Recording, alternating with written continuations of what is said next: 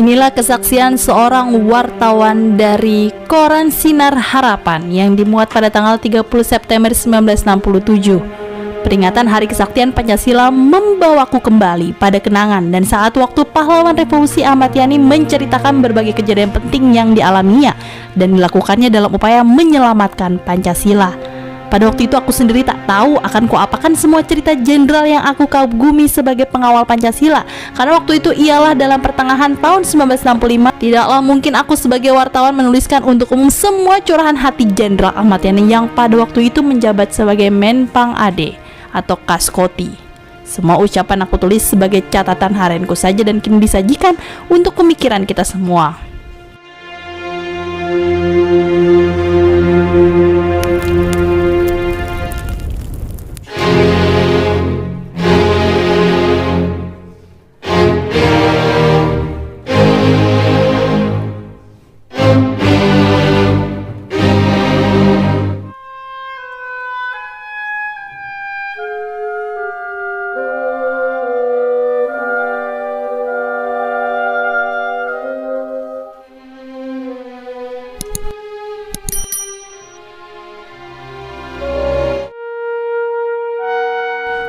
Pada waktu itu aku hidup dalam alam ketakutan sebab rekan-rekanku sendiri acap kali melakukan intimidasi dengan mengatakan Manikebu, BPS atau PSI.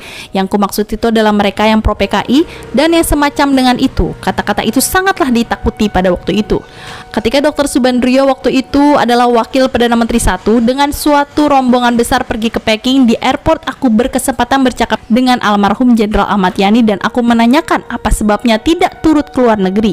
Jenderal Ahmad Yani menjawab dengan tegas dan singkat, aku dibutuhkan di dalam negeri. Segera kutanya lagi, apakah keadaan gawat Pak? Ya, dapat dikatakan demikian, kata Pak Yani. Yang segera aku balas dengan curahan hatiku dan kecemasanku terhadap keadaan yang makin gawat dan menjadi komunis. Pak Yani waktu itu agak berpikir sambil melihat kepadaku mengatakan, datanglah besok ke rumahku.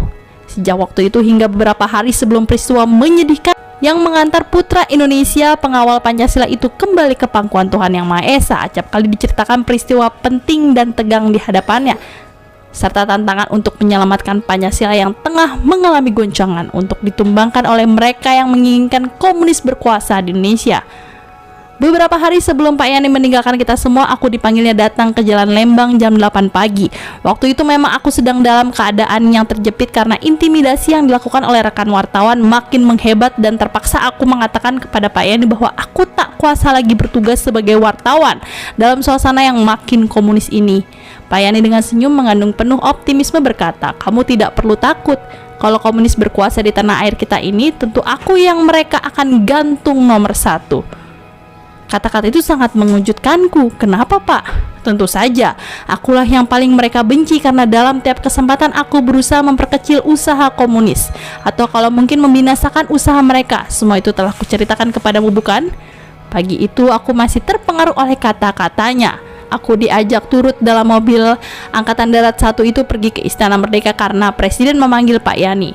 Ajakan Pak Yani aku tolak dengan mengatakan saya takut terhadap wartawan lain dan orang PKI kalau mereka melihat saya dalam AD1 dan akan menuduh aku barangkali antek TNI atau Dewan Jenderal. Pak Yani tersenyum dan berkata, ayo turut saja biar semua orang PKI tahu bahwa aku melindungi kamu.